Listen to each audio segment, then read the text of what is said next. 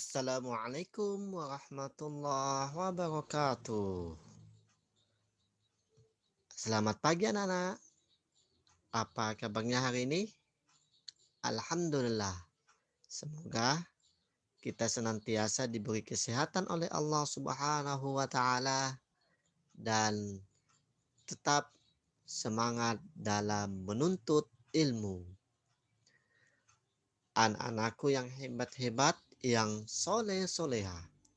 Kembali lagi kita bertemu dalam pelajaran pendidikan agama Islam dan budi pekerti kelas 5 SD. Pembelajaran yang kelima, Rasul Allah idolaku. Pada pembahasan kali ini kita akan membahas tentang kisah keteladanan Nabi Ilyas alaihi salam dan Nabi Ilyasa alaihi salam. Baiklah, marilah kita bersama-sama berdoa sebelum melaksanakan pembelajaran ini. Sebelum kita lanjutkan pembelajaran ini, kita bersama-sama berdoa sebelum belajar. Anak-anak bisa sama-sama kita berdoa ya. Anak-anakku silakan berdoa di rumah masing-masing ya. Bismillahirrahmanirrahim. Rabbi zidni ilma warzuqni fahma. Ya Allah, tambahkanlah daku ilmu dan karuniakanlah daku kepahaman. Amin. Amin ya Rabbal Alamin. Baiklah, kita ke materi ajar pada saat ini. Kisah Nabi Ilyas dan Nabi Ilyasa alaihissalam.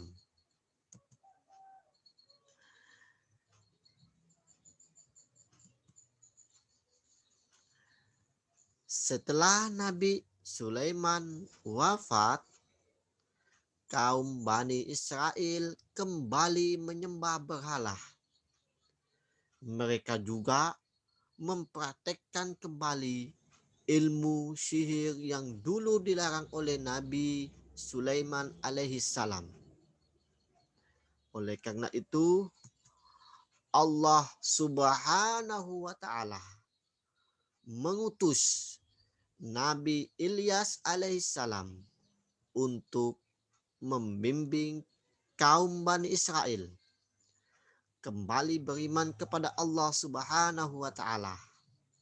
Namun penolakan selalu terjadi. Mereka menolak dan menuduh Nabi Ilyas seorang pembohong. Jadi anak-anakku yang soleh-solehah, Allah Subhanahu wa taala mengutus Nabi Ilyas alaihi salam untuk Bani Israel kembali beriman kepada Allah Subhanahu wa taala. Ini adalah tugas Nabi Ilyas alaihi salam. Akan tetapi mereka menolak dan menuduh Nabi Ilyas sebagai seorang pembohong. Kaum Bani Israel sangat membenci Nabi Ilyas. Mereka bahkan berniat untuk membunuh Nabi Ilyas alaihi salam. Allah memerintahkan agar Nabi Ilyas bersembunyi di gua Hira. Ini Nabi Ilyas alaihissalam diperintahkan oleh Allah Subhanahu wa taala untuk bersembunyi di sebuah gua.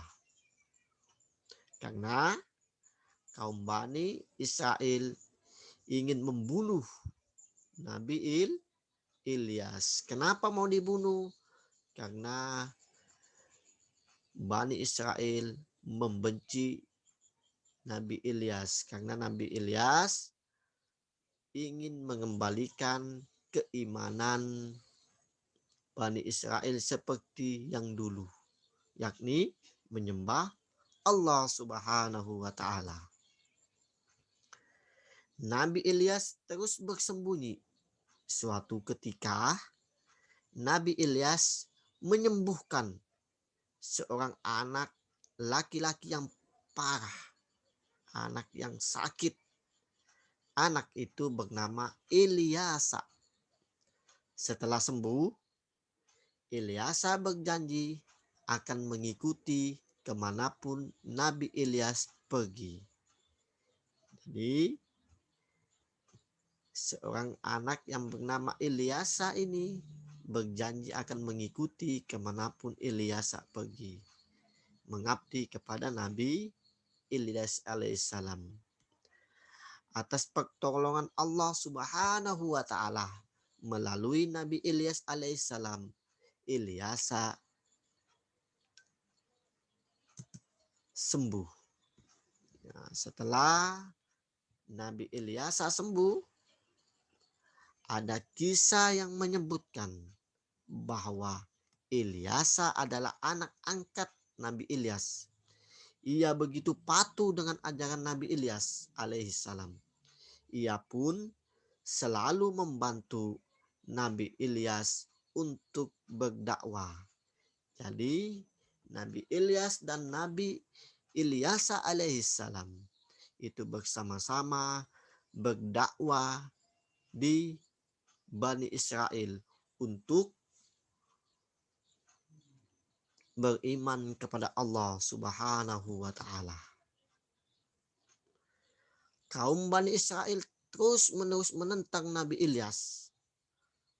Allah kemudian menurunkan bencana kemarau panjang selama 3 tahun. Ladang dan ternak mati semua. Sungai dan sumur pun mengering. Ini adalah azab dari Allah Subhanahu wa taala karena kaum Bani Israel terus-menerus menentang Nabi Ilyas dan Nabi Ilyasa alaihissalam. Di saat patung-patung berhala tidak menyelamatkan mereka dari bencana kekeringan, kaum Bani Israel pun sadar. Mereka kembali datang kepada Nabi Ilyas dan meminta pertolongan. Jadi kaum Bani Israel ini karena berhala dan dia sesembahan berhala tidak mampu menyelamatkan mereka dari bencana kekeringan. Sehingga kaum Bani Israel pun sadar dan memohon ampun dan mendatangi Nabi Ilyas untuk meminta pertolongan dari bencana yang dialami pada saat itu, yakni bencana kekeringan selama 3 tahun.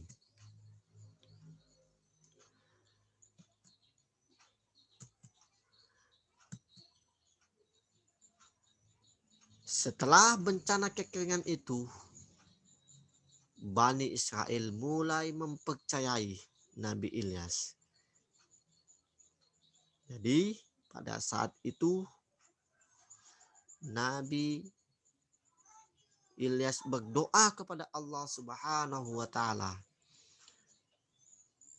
memohon ampun kepada Allah Subhanahu wa taala kaum Bani Israel. Sehingga Allah Subhanahu wa taala menurunkan hujan dan mengabulkan permohonan kaum Bani Israel. Nah, ketika itu Nabi Ilyas wafat, Allah mengangkat Ilyasa sebagai nabi dan terus membimbing kaum Bani Israel untuk senantiasa menyembah Allah Subhanahu wa taala.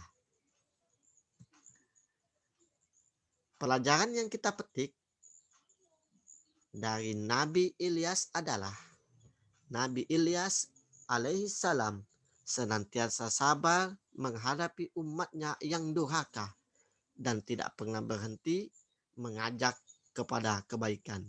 Ini adalah Nabi Ilyas alaihissalam selalu sabar dalam menghadapi umatnya yang durhaka dan selalu mengajak, mengajak dan mengajak kepada kebaikan dan menghadap Allah Subhanahu wa taala, beribadah kepada Allah Subhanahu wa taala.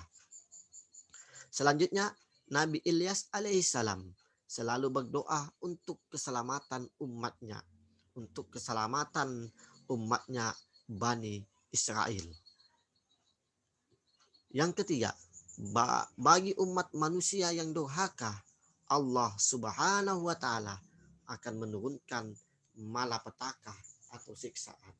Jadi, janganlah kita durhaka kepada Allah Subhanahu wa taala agar malapetaka dan siksaan serta azab dari Allah Subhanahu wa taala kita tidak merasakan, ya. Selalu hendaknya